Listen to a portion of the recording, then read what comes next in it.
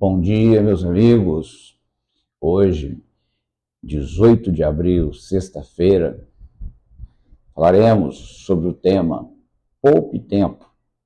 Os filhos de Deus não nascem da natureza. Os filhos de Deus nascem do alto, da vontade de Deus. Vamos lá. O mal atua todo dia, ok? Logo, você deve se proteger.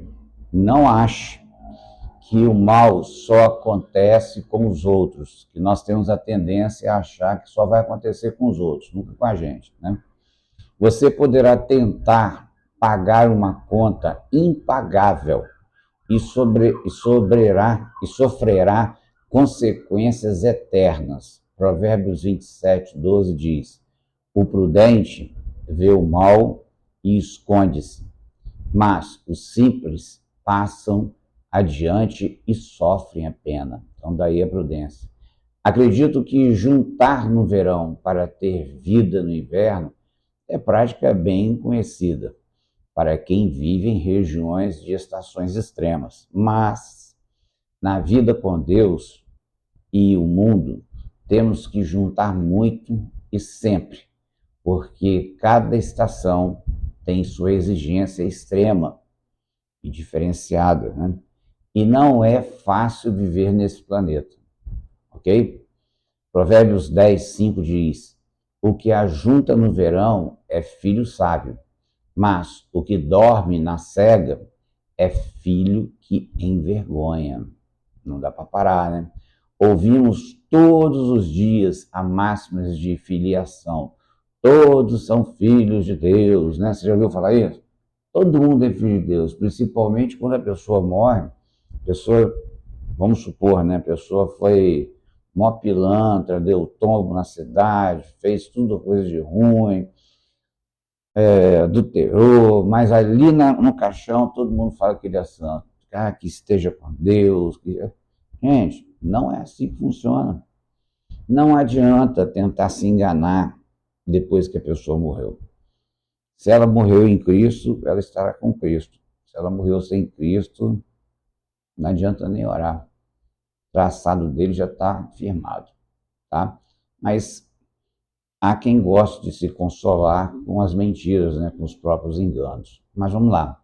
Mas Jesus, dirigindo-se aos religiosos de sua época, que tinham convicção absoluta que Deus era seu Pai, afirmou justamente o contrário, dizendo que eram filhos do diabo, foi o que Jesus falou para eles.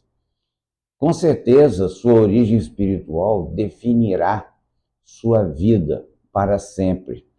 Vocês vão lembrar desse texto, que é João 8:44, diz assim, Jesus disse: vós sois do diabo, que é o vosso pai, e quereis satisfazer-lhes os desejos. Ele foi homicida desde o princípio e jamais se firmou na verdade, porque nele não há verdade.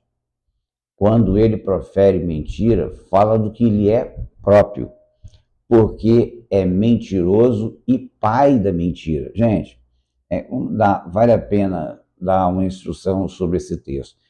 Os versículos anteriores, eles chegam para Jesus e falam assim: nós somos descendentes de Abraão. Logo, na cabeça deles, eles tinham um pai celestial, que seria o pai de Abraão, né? Não Terá, o Terã, né? Nome, mas o Deus de toda a terra, porque foi Deus que falou para Abraão, né? E eles eram descendentes da tribo de Abraão. Então Jesus está dizendo para ele assim, na linguagem de hoje: vocês realmente têm o DNA de Abraão. Só tem um problema: o pai de vocês é o diabo. Imaginem, irmãos, o que é que aqueles homens não pensaram? Homens que até os 10 anos de idade já tinham lido a Torá inteira, entendeu? Homens que estavam acostumados com a leitura bíblica, entendeu? E enraizado neles a cultura judaica de que eles eram filhos de Deus. Aí chega um outro ali que eles nunca viram na vida, filho de carpinteiro. Não, o pai de vocês é o diabo. Complicou, entendeu? E mais na frente ele fala bem assim: olha, por que vocês não conhecem, né, a minha palavra? Aí o próprio Jesus responde, que sois incapazes. E a palavra incapazes ali, em algumas Bíblias coloca assim, adinamis, quer dizer, sem poder. Ou seja, não tem evangelho, porque o evangelho é o poder de Deus. Romanos 1,16. Ou seja, se você não tiver as boas novas que vêm do alto, de cima para baixo em você, você é filho do diabo. É fácil. Só que ninguém fala essas coisas para os outros para não ofender ninguém, mas a Bíblia está falando. Basta você ler. Se você ler, você vai entender que o negócio é mais complicado que se imagina. Tá bem? Então vamos lá. Romanos 12, 2 diz assim: transformem-se pela renovação da sua mente. Olha só, enquanto o texto manda transformar pela renovação da nossa mente, já reparou que a igreja, a tradição, né, o CNPJ, toda a estrutura tem medo da renovação? Tem medo de mudar os padrões? Sendo que a Bíblia está mandando você se renovar sempre, se contextualizar. Eu não estou falando de liturgia, né, de ficar pulando ou de não ficar, né, eu também sou chegado nessas coisas, mas a nossa mente precisa estar atenta, porque o diabo está sempre armando uma diferente, mas a Bíblia sempre tem a resposta definitiva que vem do Senhor. Por isso que você tem que se renovar você tem que ter uma renovação da sua mente, entendeu? Através da palavra de Deus, tá? Para que sejam capazes, olha só, de experimentar e comprovar a boa, agradável e perfeita vontade de Deus. Percebeu? Existe uma não conformidade em nossas vidas. Não conformidade é qualquer fato que se apresenta não conforme o esperado. Ela está introjetada de tal forma que nós não conseguimos manter o padrão exigido, ok? Todavia, é possível conviver com ela, tá? Desculpa, conviver com ela sem ser dominado por ela. Por isso que temos a graça, que é favor imerecido, é um presente de Deus, João 1,17, e temos a prótese de Deus, que é propósito, né? Lembra que o texto ali em Romanos 8,28 fala: todas as coisas cooperam para o bem daqueles que amam a Deus. E todo mundo só lê até aí, já fiz esse comentário aqui, estou repetindo, mas esquece que tem uma vírgula ali que fala bem assim, segundo aqueles que são chamados pelo seu propósito. E para piorar a situação, a palavra propósito ali é prótese. E o que é uma prótese? Meu óculos é uma prótese, uma cadeira de roda é uma prótese, na verdade, um aparelho que você usa nos dentes é uma prótese. Ou seja, todas as coisas vão cooperar para o bem daqueles que amam a Deus se tiver a prótese. Entendeu? E que prótese é essa? É o selo de Deus, do Espírito Santo, que é colocado em você. Então, não adianta você achar que o texto é lindo e maravilhoso. A gente tem esses textos decorados assim, como se fosse o máximo, mas esquece do final, conforme a sua prótese, ou propósito, ou em algumas Bíblias coloca assim, conforme o seu decreto. Mas para você entender propósito e decreto, é melhor você entender o que é prótese, né? Que tem a tese, tem a antítese, mas tem a prótese, entendeu? E a prótese é esses exemplos que eu te dei aí, você precisa se tocar. Não você vai ser só mais um que frequenta a igreja e vive cheio de autopiedade. Ai, Deus, tem misericórdia de mim, entendeu? Deus não está interessado nisso. Deus está interessado que você tenha um relacionamento com Ele, através da sua palavra e não da sua justiça própria, tá? Vamos lá. Jó 12:10 diz: a vida de todas as criaturas está na mão de Deus.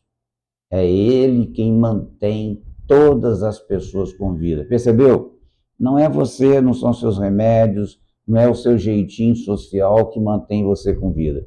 Quem mantém você com vida é o Senhor dos Exércitos. Você acreditando nele ou não, isso é o mais interessante.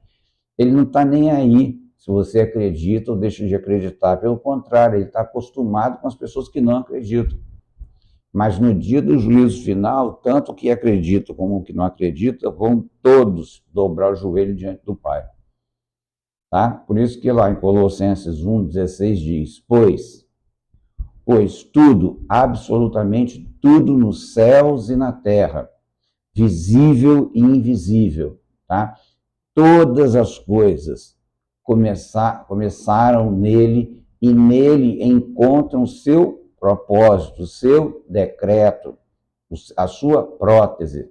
Saiba diferenciar dolo de culpa e tenha uma relação melhor com seus amigos conhecidos, parentes e demais pessoas que estão em sua volta. Vamos lá? Por exemplo, fã, né? Pega a palavra dolo aí, entendeu? Porque quando o indivíduo age de má fé, entendeu? Ou má intenção, sabendo das consequências que possam vir a ocorrer, e o pratica para de alguma forma beneficiar-se de algo, é dolo, é uma espécie de vício, de consentimento caracterizada na intenção de prejudicar ou fraudar o outro. Ele é fã do erro. E o erro induzido ou proposital. Agora, olha a diferença da culpa. A culpa ocorre quando o agente não possui a intenção de prejudicar o outro ou produzir o resultado. Não há má fé ou má intenção. Simplesmente a pessoa reagiu a uma situação. Entendeu? Por isso que fala crime culposo. Entendeu? Ou seja, aquele crime que a pessoa fez para defender a sua família, por exemplo.